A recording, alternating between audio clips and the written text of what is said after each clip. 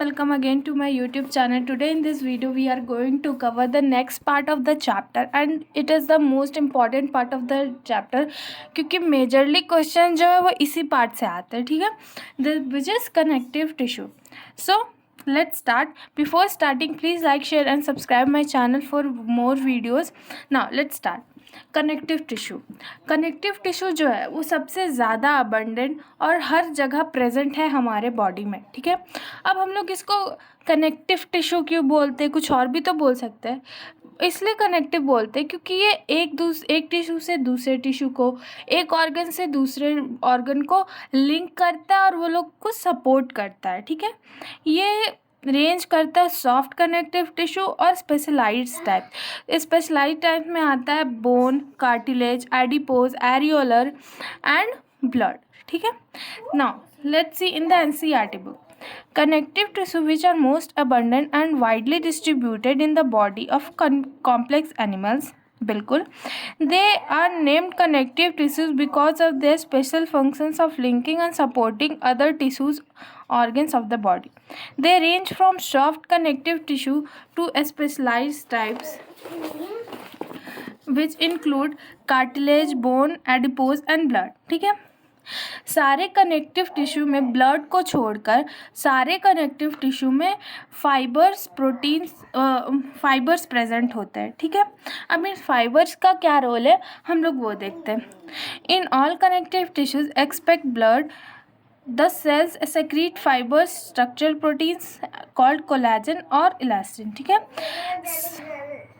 सारे connective tissues blood को छोड़कर सब में एक स्ट्रक्चर प्रोटीन जिसको हम लोग कोलाजन और इलास्टिन बोलते हैं. ठीक है, अब इस फाइबर्स का क्या फंक्शन है.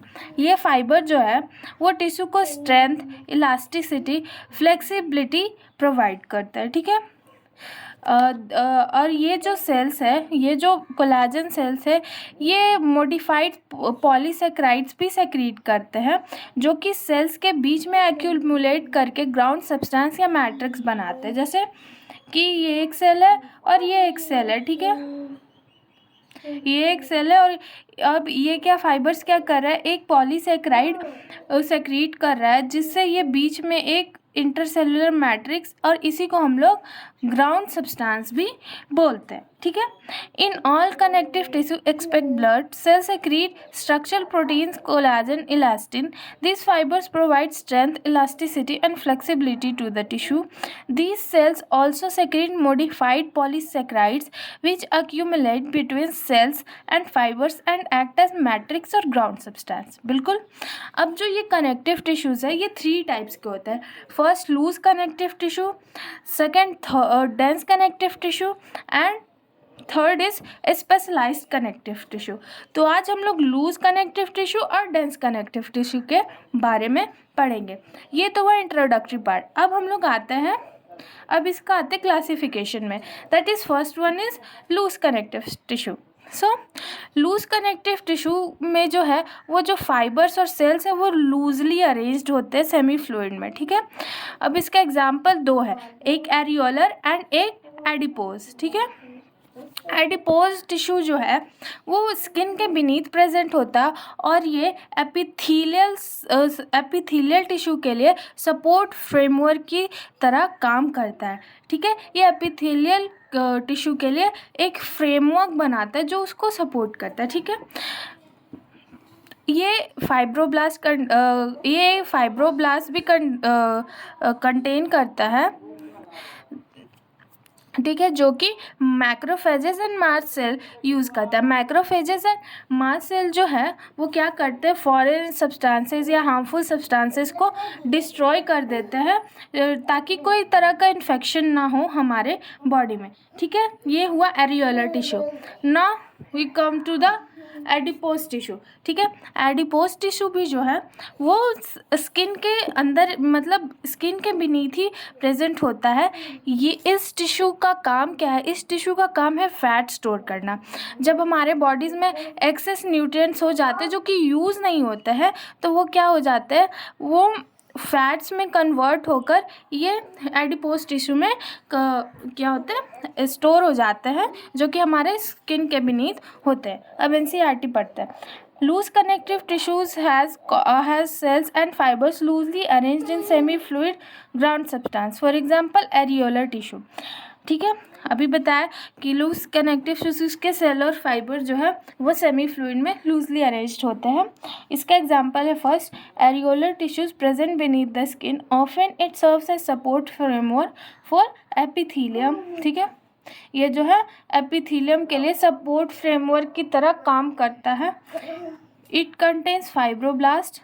ठीक है, cells that produce and secrete fibre. Fibroblast क्या है? फाइब्रोब्लास्ट वो सेल है जो फाइबर्स को प्रोड्यूस और सेक्रीट दोनों करता है. ठीक है, contains macrophages and mast cell. अभी बताया मैक्रोफेज एंड मास्ट सेल का फंक्शन क्या है? फॉरेन सब्सटेंस को डिस्ट्रीब्यूट कर देना, खा जाना.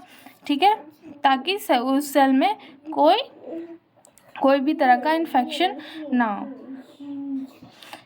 Now, adipose tissue. Adipose tissue is another type of loose connective tissue located mainly beneath the skin. ये भी स्किन के beneath में present होता है. The cell of this tissue are specialized to store fats. इस टिश्यू के sales जो है वो स्पेशलाइज्ड होते हैं किस चीज़ के लिए? फैट स्टोरेज के लिए. The excess of nutrients which are not used immediately are converted into fats and stored in this tissue. अभी बताया कि जो excess nutrients होता है हमारे बॉडी में जो कि यूज़ नहीं हो पाता है बॉडी के लिए इमीडिएटली, तो वो क्या होता है? वो फैट के फॉर्म में कन्वर्ट होके इस टिश्यू में स्टोर हो जाता है. अब हम लोग आते हैं second classification, that is dense connective tissue. अब इसको डेंस कनेक्टिव टिश्यू क्यों बोला जाता है? क्योंकि इस टिश्यू का फाइबर्स और फाइब्रोब्लास्ट जो है, फाइब्रोब्लास्ट अभी क्या होता है? वो सेल जो कि फाइबर को प्रोड्यूस और सेक्रीट दोनों करते हैं.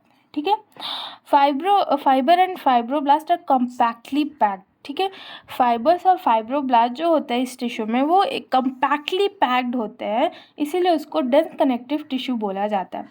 इन फाइबर्स का जो ओरिएंटेशन है वो रेगुलर और इरेगुलर पैटर्न में होता है, इसीलिए डेंस कनेक्टिव टिश्यू को फर्दर दो पार्ट में क्लासीफाई करा गया है, जो कि dense regular and dense irregular. ठीक है, तो डेंस रेगुलर टिश्यूज़ में क्या होता है? कोलाजन फाइबर्स जो होते हैं वो रोज में पैरेलल बंडल्स में अरेंज्ड होते हैं.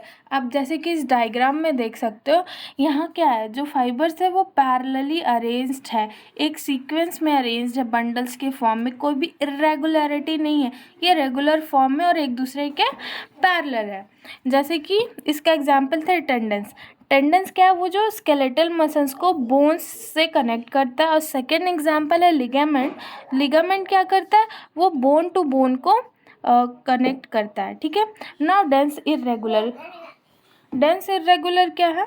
डेंस इरेगुलर कनेक्टिव टिश्यू जो है उसमें फाइब्रोब्लास्ट और मैनी फाइबर जो वो जैसे तैसे इरेगुलर वे में अरेंज्ड है. जैसे कि आप इस डायग्राम में देखो, इसमें कोई भी रेगुलरिटी है, जैसे तैसे डिफरेंटली अरेंज्ड है. ठीक है,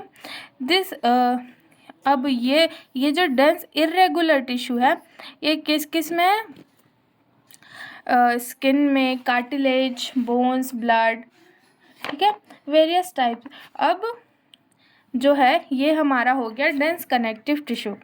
नाउ हम लोग स्पेशलाइज कनेक्टिव टिश्यू जो है वो कल कवर करेंगे.